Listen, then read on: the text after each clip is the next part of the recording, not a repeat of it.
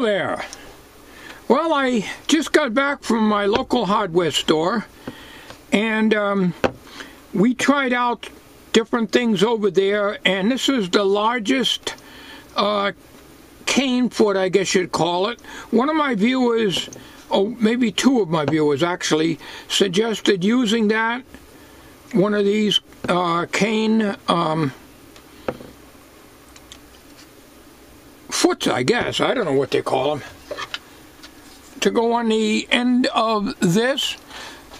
As I said before, I do not want to disable this light, in other words, permanently. I want to be able to slip the camera on. Now, this fits. It holds good, and I don't think it's going to come off. What I was going to do was take a razor blade and cut maybe 1/4 inch slits all the way around it, but I don't think I'm going to have to do that. But what I am going to have to do is right on the end here, see what I'm pointing to? You know how I'm going to have to take a razor blade and cut that off, because I need to put double face tape on that. Some of you have suggested Velcro, but I think double face tape would be just as good. I have it, I might as well use it. Why should I go out and buy Velcro when I've got the double face tape? The only problem is with this end piece here,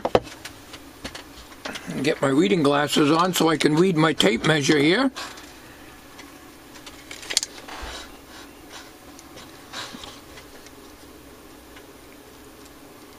The head of this is about 1.5 inches in diameter, okay? The back of the camera is 1.5 inches this way, because I already measured it, and about 1 inch from where this plug is to the end here. So when this is double face tape on here, you can see where it's not going to take full advantage of the full surface. But this is curved anyway, so your double face tape might not really do much in that area. Now what I can do will take some sculpting on my part with a single edge razor blade. That's the tool of my choice when I open up boxes and stuff. This is just a little label I made because that plug can go in either way. So in case it ever comes out, I know to get it back in. What I'm going to do, I think, is to cut a little notch after I cut this little piece off of here. And I'm using the Kodak ZE-1, so I can't get you real close, but I'm sure you can see that. I want to cut that off, and you got a beveled part all the way around here, so there isn't much I can do about that part. But if I can flatten this out so I get a good sticking surface for my double face tape. Now, let me get my pointer. I found my pointer after getting the bench cleaned a little bit. Right here, this is even lower than this part. So when I cut this off with a razor blade, I'm still going to have a little area about 1/4 inch in diameter right here. But I think the double face tape will hold this. I don't know how much this camera weighs. It's not all that heavy. Now I could also, I don't know how good super glue will stick to this. Nor do I know how good hot glue will stick to it. I have both. But what I'm going to do now is, first of all, I'm going to cut this little area off here with the single edge razor blade. I may do that on camera. How's that sound? I'm in camera view here. I hope my head's not in the way, but I have to get my face on top of it. Alright, there's part of it. It's easy stuff to cut. Let me do this off camera, because I got to get my face right in here, and if I do that, all you're going to see is the back of my head, which is not a pretty sight. That went pretty easy. This stuff is easy to cut, because it's rubber, you know. So now, in order to get this thing to be centered in this square, this whole back of the camera is approximately within a fraction of an inch, a 1/16 of an inch. It's about 1.5 inches this way, 1.5 inches this way, but from this plug to the end is only 1 inch, or a hair over. So I want to try to get this centered in there, and the only way I'm going to be able to do that is to cut a little notch out of here to accommodate this plug here, and these arrows I put on here, that tells me the camera is, you know, the position that the camera's got to be to go upright. Not a problem, because we know the cord is going to be on the bottom. So the whole thing can be rotated anyways on the light by simply turning it, or turning it and then pushing it on. So I'm going to try to avoid putting slits in that, but if it does fall off on me, I will have to do that and hope that holds it. Another thing I got here is, last year my wife, well, she gets broccoli every once in a while. Fresh broccoli comes with these heavy elastic bands. I save everything because I always can improvise something.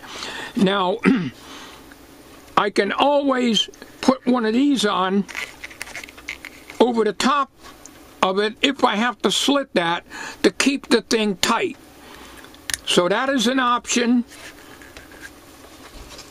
I have.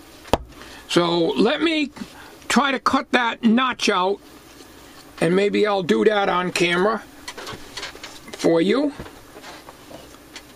Let me see where we're going to be here. It don't matter as long as we start.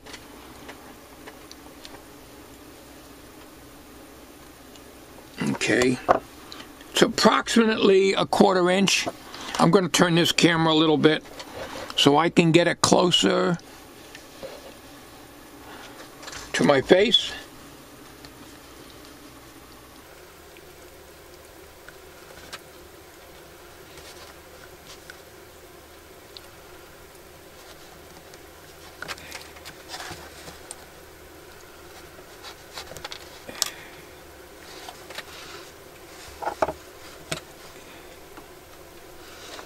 Yep, got a ways to go on that one. I'll probably have to cut all the way through that, but that's not a problem. It's got to be careful because this blade is not real sharp, but sharp enough to do a number on you. And we'll get my wire cutters here. Try to nip that out of there. Nip it in the bud, as Barney Fife would say. Nip it in the bud. It's easier said than done.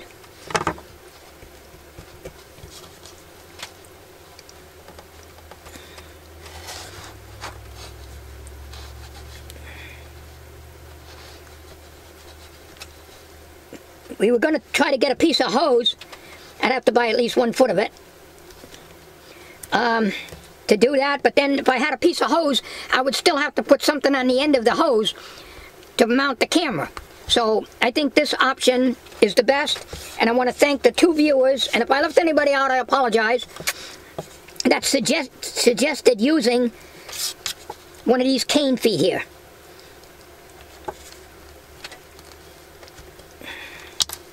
Alright, let's see what that looks like. We're still on camera here? Probably not. 90% of my work on camera is off camera. Especially when I'm using the Sony HDR SR12. Because the viewfinder sticks out like this, and I'm looking at the work in line with the viewfinder, and the lens is way over here. So I'm always off camera on that. Well, that's getting pretty close. Off camera again. I'm going to just move you around here because I can't tell if I'm on camera or not. Until I play this back. Because I'm on an angle. I can't see nothing. Alright. right, I think we notched that out just a little more here.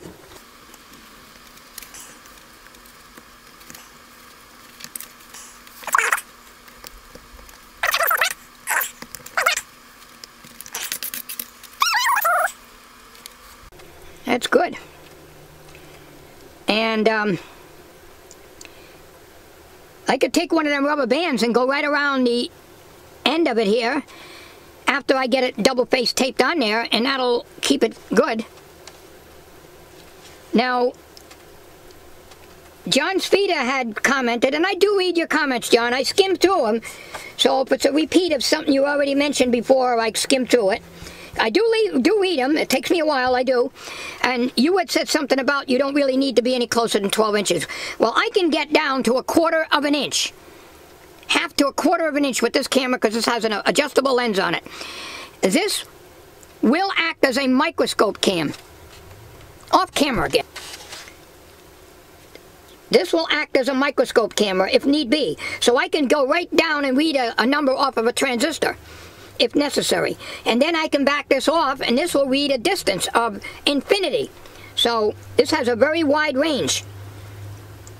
I got this camera from Jim Asbell, and I'm finally getting around to making something that will work on my my light here, so I don't have to butcher the light up. I mean, sure, I can take a piece of double-face tape and go right here and stick the camera on that, but that's going to mess up my lens here. This is a good light, and I don't want to ruin it. The reason I'm using this light is it's got very good, flexible gooseneck. Not like that last thing I bought, which takes 2 hands to bend it. I have never seen anything so hard and to work with than that. Okay, here's the double-face tape that I showed on the video.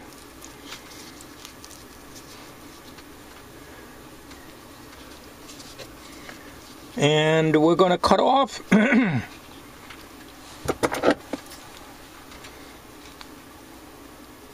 better go this way or the adhesive will be on the bench and that won't be good.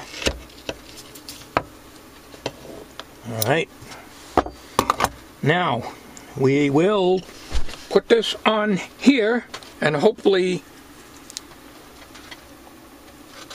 it will stick to this. If this don't work, hold very good, I can go ahead and try to super glue it. I can also use hot glue. I think I'd probably have better luck with hot glue. So we put that on here.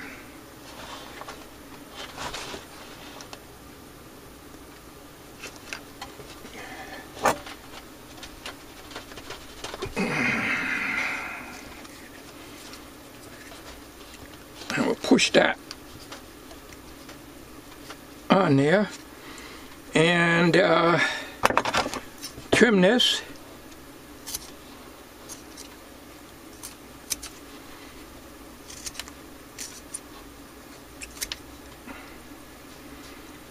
Not very good workmanship, but what do you expect from an old goat, you know?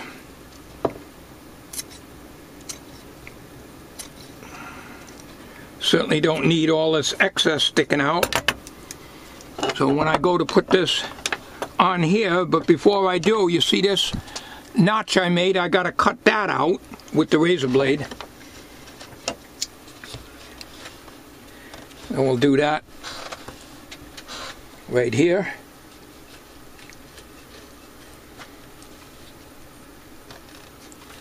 I'd rather find out now if this is not going to hold. I'd rather find that out now rather than when I get everything all together. So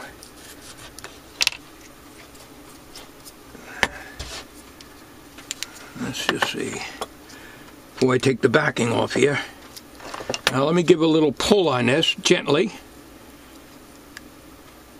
Well, I really don't know if that's going to hold. I could come in the shop one day and find this camera laying on the bench top. Let me get rid of all this stuff here.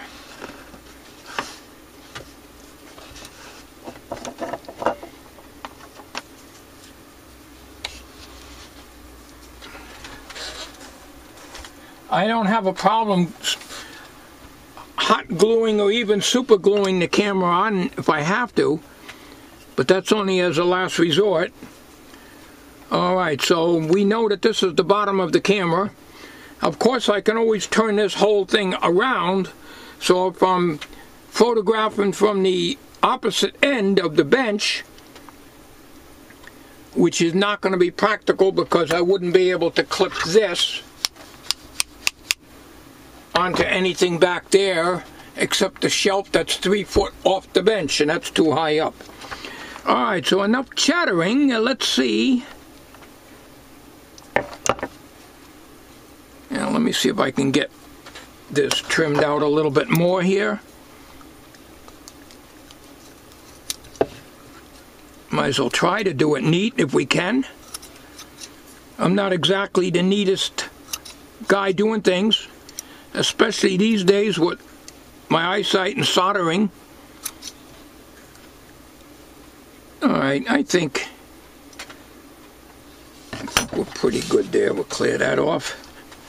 Get that in the trash over here. And we're still recording. Off camera, of course, as always. Alright.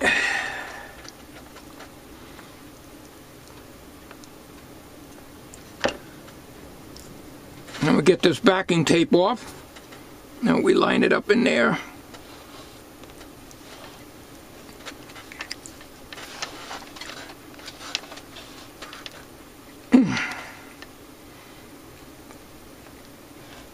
Seems to be okay, I think.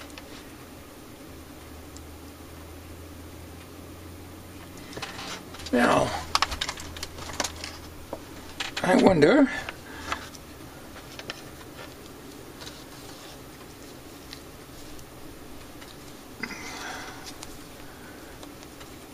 I could have done it the other way, but this would have been in my way, so I elect to do it this way. Go down and over here, and now over here.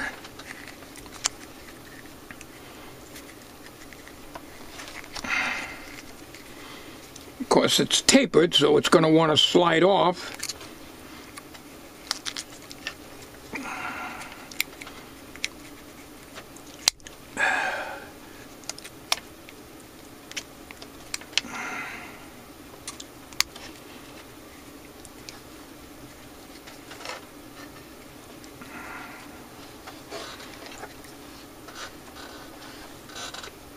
This is the little lens cover, and this lens is adjustable. There's a little spring on the lens, so you can turn that in and you can turn it out quite a bit. So you can get super macro or you can get distant shots. So now what I can do, if there's a problem, I can hot glue all the way around here, but I don't want to do that unless I really have to. Now, let's bring over the light with the cord going down, and now this is going to be a lot harder getting this on here. All right. To get it to stay on, because I have to really press on it, and I don't want to press on the lens here. Now, we're not worried about the light. Some have said, well, you know, you might want to utilize the light. And you can see how bulky that is, but not all that bad. Now, if I was to utilize the light and mount this camera above it or below it, I'm going to have the diameter of the light and about 1.5 inches of the camera. It's going to be a big, massive thing that's going to be in my way. As it is now, this setup is not as good as a microscope cam, or an inspection cam like the Harbor Freight, where you got just this flex tubing here and a camera at the end. with the built-in LED. So it's not quite as good as that, but that's okay. I think we can deal with it. I think the next step now is to put the monitor on. I'm going to shut the camera down for a while here, and I'll be right back. We're going to try this out. We'll see how it works. Hang on. All right, here is a circuit board from one of them LED headlights that you put on your head. The batteries got leaked out there last year, and it's all corroded. Of course, this is what I call micro circuitry. I'm sorry. Let me bring you over to the screen here. This may not be angled properly. What you're looking at is the bench right now.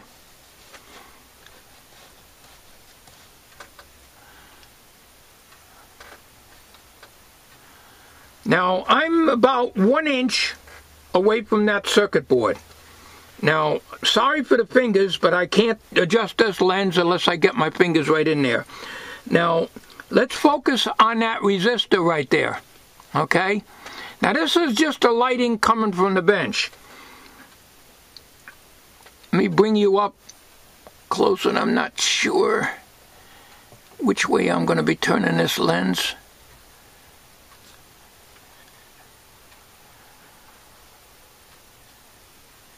This will come in handy for working on that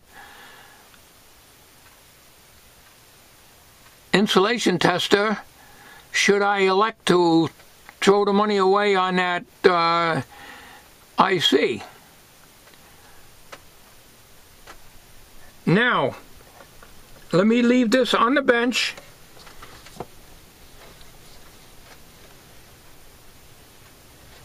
And I want to make sure you can see the entire screen here as best that you can. It's not on a perfect angle. Now I'm straight on it. So let me move the camera back quite a bit and down. Okay, now let me focus, and I'm not sure. I think I go in with the lens. Yep. You can see the wood grain on the workbench.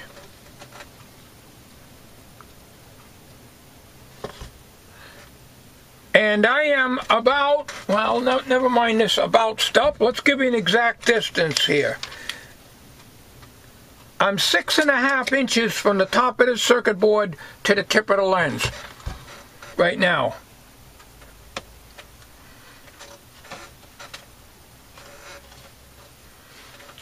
So, of course, this has to be manually focused. So if I want to bring it in really, really close,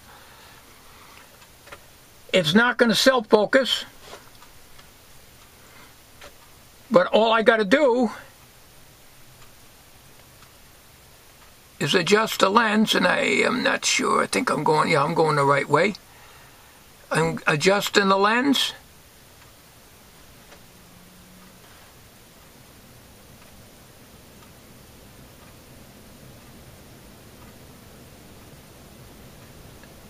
All right. So granted,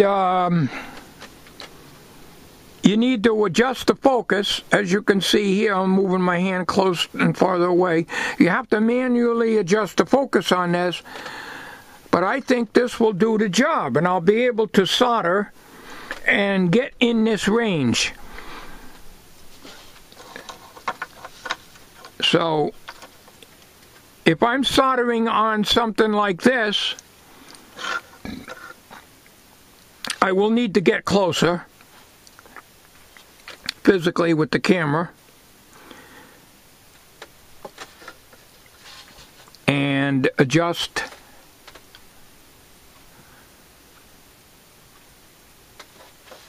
the focus. So let's say I wanted to solder that wire right there. Well, I would have to get closer with this camera. It's about, I estimate about 5 inches. So I would have to get a little bit closer. But at least I'm not banging my head with those overhead visor things with the magnifier on them. And I can, that's nice and clear. And if I want to solder in here, I can see it a lot better. Of course, in order to see this screen over here, I have to have my reading glasses on, although I can see it without my reading glasses on. But when I'm sitting at the computer screen, I'm about 8 inches away, 7 to 8 inches away from the screen, in order to read the text, the comments, and so forth. So I think this is going to work out just fine. If I need any additional lighting, well, I've got this light here that I bought at a yard sale a couple years ago. It has a power supply here which generates an awful lot of RFI. An awful lot, but it's a powerful little LED, so all I got to do is aim that down on the work and I'm all set. So I think I am in business. So as long as this don't come off, if it does, I will hot glue this on, leaving the rubber band on here.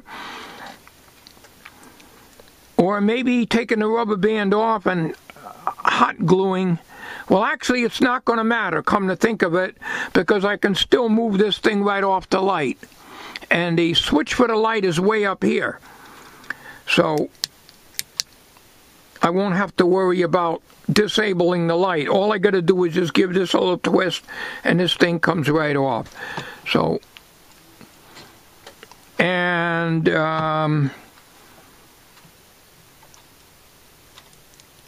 if I want distance,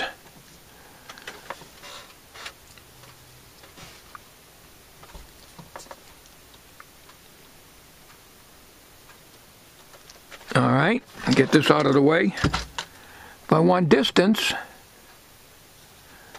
just screw in the lens. Of course, it's a terrible angle to be aiming at, you know, looking up like that.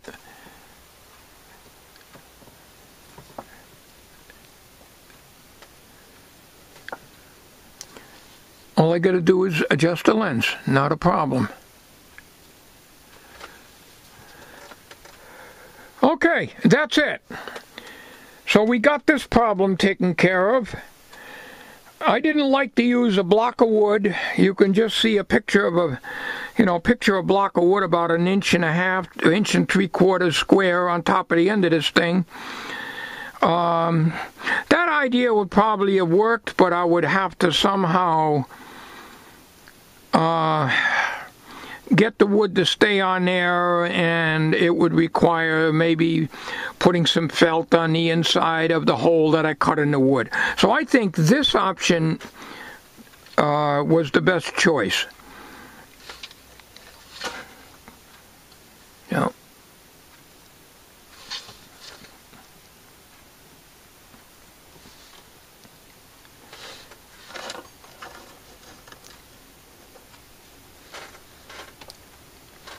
I'm blocking my own light.